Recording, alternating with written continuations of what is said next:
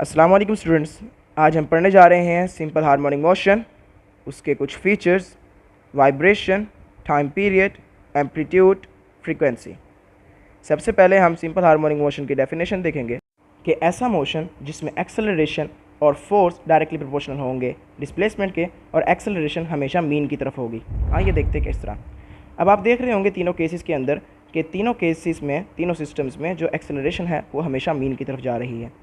अब आइए इनके फीचर्स देखते हैं। पहले फीचर के अंदर ये है कि एक बॉडी जो कि एसएचएम परफॉर्म कर रही होगी वो एक वाइब्रेट करती रहती है, टू एंड फ्रो मोशन करती है एक पोजीशन के गिर्द। आप देख रहे होंगे कि ये मीन के गिर्द तीनों केसेस में टू एंड फ्रो मोशन हो रहा है। अब दूसरा केस है, it's acceleration is always directed towards the mean position, मतलब इसकी एक्सेलरेशन हमेशा मीन की पोजीशन की तरफ होगी। आप ये भी देख सकते हैं कि तीनों सिस्टम्स के अंदर जो ऑब्जेक्ट है वो मीन की तरफ जाने की कोशिश कर रहा है। अब तीसरा पॉइंट जिसके अंदर ये लिखा है कि एक्सेलरेशन का जो मैग्नीट्यूड है, मतलब जितनी एक्सेलरेशन होगी वो बराबर होगी डिस्प्लेसमेंट के। डिस्प्लेसमेंट मतलब फासला। अब यहाँ पर यही बात हो रही है कि एक्सेलरेशन जो मीन पर होगी वो ज़ीरो होगी। क्यों कर होगी? क्योंकि ऑब्जेक्ट का जो डिस्प्लेसमेंट होता है वो मीन पर ज़ीरो होता है, और मैक्सिमम एक्सेलरेशन होगी एक्सट्रीम पर, क्योंकि एक्सट्रीम पर जो डिस्प्लेसमेंट होती है वो मैक्सिमम होती है। अब चौथा पॉइंट पे आते हैं। चौथे पॉइंट के अंदर वेलोसिटी का जिक्र आया है कि वेलोसिटी मैक्सिमम होगी एट मीन, क्योंकि जब एक्सट्रीम से मीन की तरफ कोई ऑब्जेक्ट जाता है तो पोटेंशियल एनर्जी के काइनेटिक एनर्जी में कन्वर्ट होने की वजह से वो मीन पोजीशन पर नहीं रुकता और वो अगले एक्सट्रीम पर चला जाता है। इसी वजह से अगले एक्सट्रीम पर वो जब जा रहा होता है तो रिस्टोरिंग फोर्स की वजह से एक्सट्रीम पोजीशन पर वेलोसिटी आहिस्ता आहिस्ता कम होती रहती है, और एक्सट्रीम पोजीशन पर पहुंचते ही वेलोसिटी ज़ीरो पर पहुंच जाती है और मीन पर दोबारा से वेलोसिटी मैक्सिमम हो जाती है। आइए सबसे पहले अपनी पहली टर्म वाइब्रेशन को देखते हैं।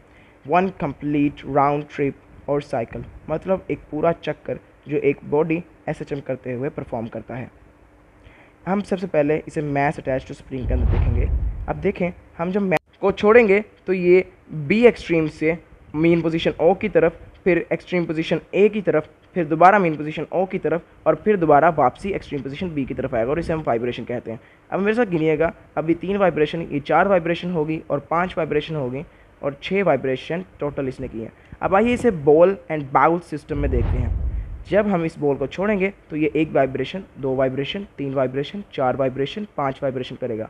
अब इसी तरह हम सिंपल पेंडुलम पे देखते हैं, तो जब हम इसको छोड़ेंगे तो ये दोबारा जब अपनी पोजीशन पर दोबारा जाएगा तो ये 1 वाइब्रेशन मुकम्मल करेगा। फिर जब हम दोबारा छोड़ेंगे तो ये 2 वाइब्रेशन मुकम्मल करेगा। जब हम छोड़ेंगे 3 वाइब्रेशन, दोबारा 4 वाइब्रेशन करेगा। अब दूसरी टर्म पे आते हैं एम्पलीट्यूड, जिसे हम ज़्यादा से ज़्यादा डिस्टेंस फासला कहते हैं ऑन बोथ साइड, मतलब दोनों तरफ। अब पहले इसे मैस अटैच टू स्प्रिंग की तरफ देखते हैं।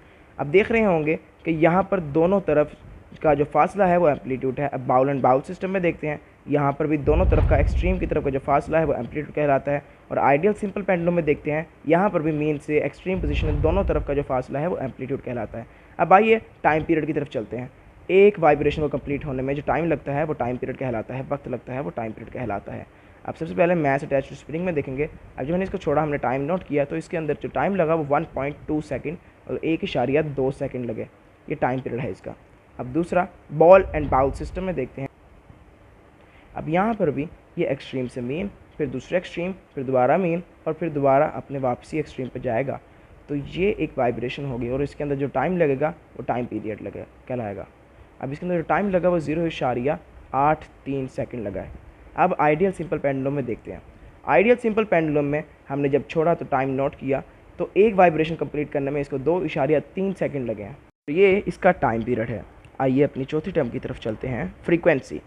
मतलब 1 सेकंड में जितनी वाइब्रेशंस होती हैं वो उसकी फ्रीक्वेंसी है। फ्रीक्वेंसी का फार्मूला याद रखिएगा कि number of vibrations over time period, मतलब जितनी वाइब्रेशंस हैं उससे टाइम पीरियड मतलब वक्त पे डिवाइड करना है, तकसीम करना है।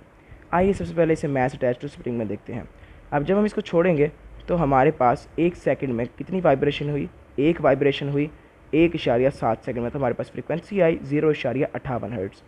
इन बॉल एंड बाउल सिस्टम में जब हम इसको छोड़ेंगे तो हमारे पास जो टाइम लगेगा वो हमने पहले मेजर कर चुके हैं, 0.83 मतलब 0.83 सेकंड्स लगेंगे। 0.83 सेकंड में इसने एक वाइब्रेशन कंप्लीट की। अब फॉर्मूले में पुट करेंगे तो नंबर ऑफ वाइब्रेशन 1 टाइम 0.83, हमारे पास फ्रीक्वेंसी आई 1.20 मतलब 1.20 हर्ट्ज़। अब इसे देखते हैं सिंपल पेंडुलम में। अब जब हमने इसको छोड़ा तो हमारे पास एक वाइब्रेशन कंप्लीट हुई 2.3 सेकंड में।